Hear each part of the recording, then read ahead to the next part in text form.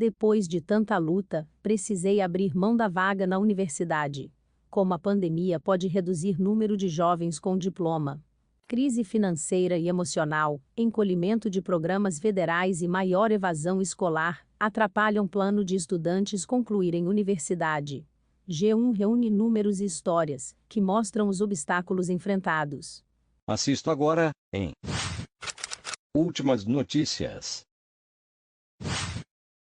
Matheus Henrique estudou por 2 anos em um cursinho popular, voltado a jovens de baixa renda, para realizar o sonho de cursar engenharia em uma universidade pública.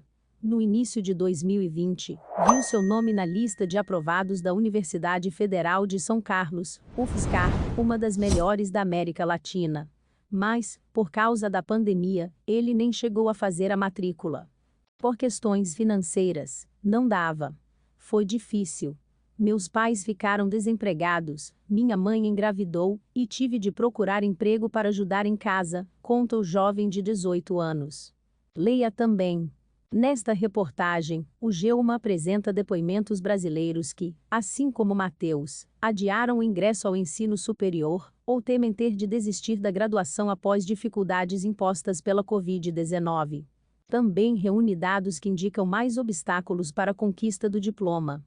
Marlova Noleto, diretora e representante da Unesco no Brasil, resume o quadro como uma catástrofe na aprendizagem. Nossos dados já apontam que o ensino superior é relativamente o mais afetado pela evasão na pandemia. Devemos ter 7,9 milhões de estudantes a menos nas universidades do mundo, diz.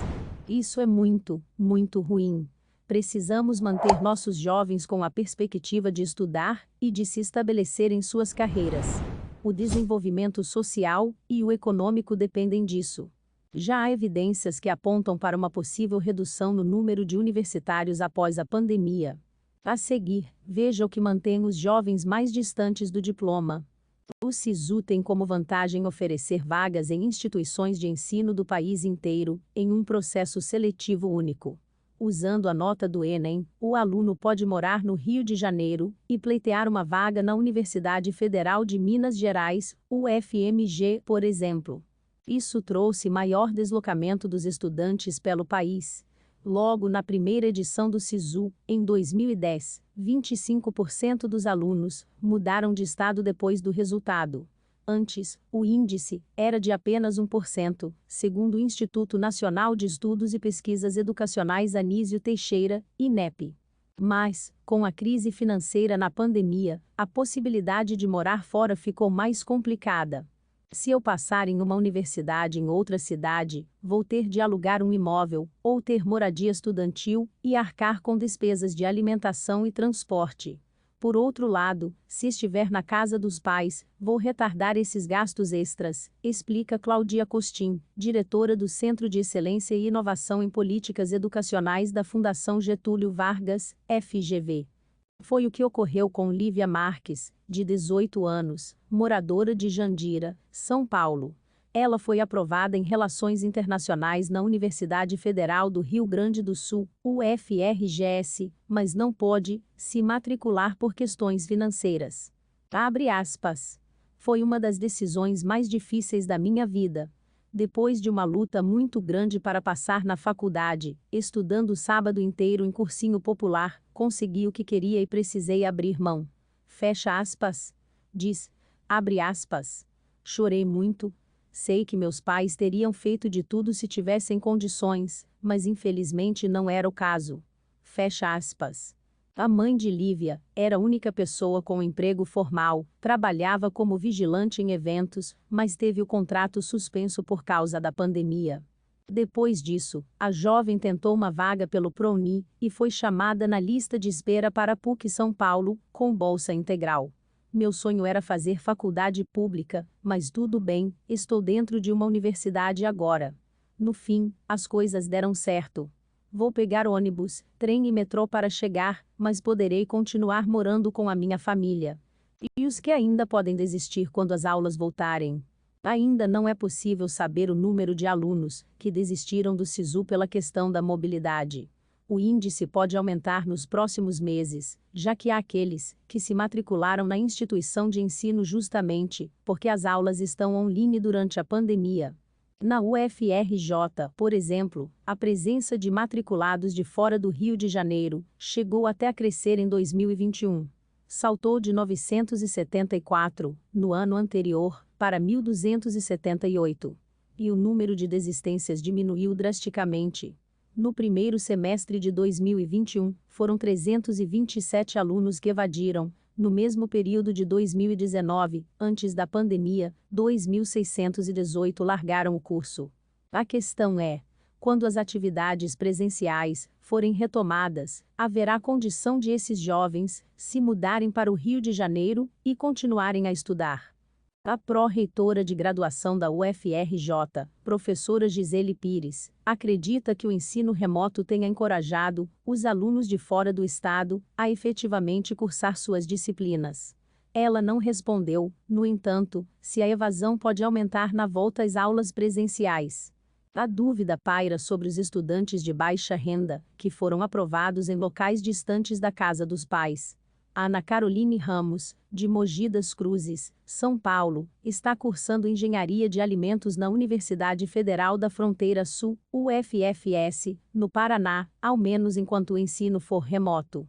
Quando as aulas voltarem, ela imagina que não conseguirá se manter em outro estado. Vou viajar para lá, mas não sei se terminarei o curso. Meus pais vão me dar um apoio, mas tenho mais 2 irmãs, não dá para eles me bancarem. Isso me deixa muito ansiosa. Se eu for para lá e não der certo, o que vou fazer da minha vida? Questiona. A mesma aflição é sentida por Letícia Camille, de Belo Horizonte. Ex-aluna de escola pública, ela passou na Universidade Estadual de Campinas, Unicamp, e está cursando biologia à distância. Abre aspas. Tenho medo de a aula presencial voltar neste ano, porque aí não vou conseguir me mudar. Estou trabalhando e tentando guardar dinheiro, mas o custo de vida em São Paulo é muito alto, fica difícil mesmo com auxílio estudantil. Não saber do futuro dá medo. Fecha aspas. Conta. Nicolas Pimenta, de 17 anos, não vai prestar o Enem 2021, mesmo estando no último ano do ensino médio em uma escola estadual de Belo Horizonte. Ele perdeu o vínculo com o colégio durante a pandemia. Precisou cuidar da mãe, que teve Covid-19, e desaprendeu a andar e não se adaptou ao ensino remoto. Desde fevereiro, não faz mais atividades pedagógicas. Os aplicativos já não funcionam. A gente já não aprende, só faz lição. Aí desisti deste ano, diz Nicolas. Abre aspas. Estou mais na cama, jogando e mexendo no telefone. Sinto falta de ver os amigos. Fecha aspas. Diz.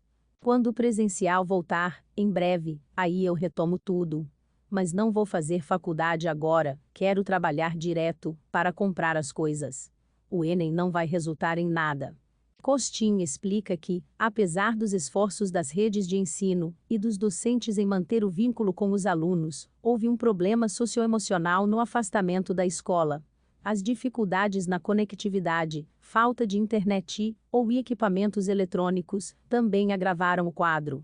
Por isso, Noleto, da Unesco, defende a busca ativa por estudantes que não voltaram às salas de aula em agosto, nas cidades em que a retomada foi autorizada.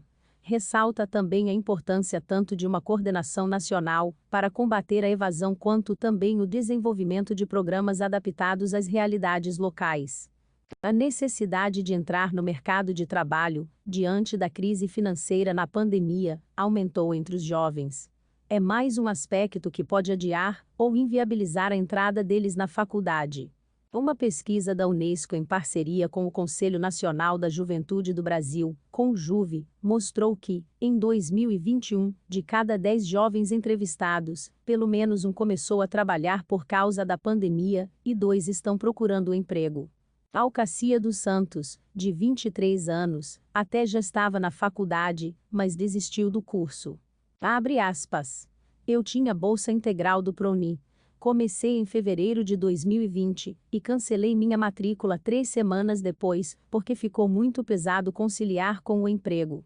Fecha aspas.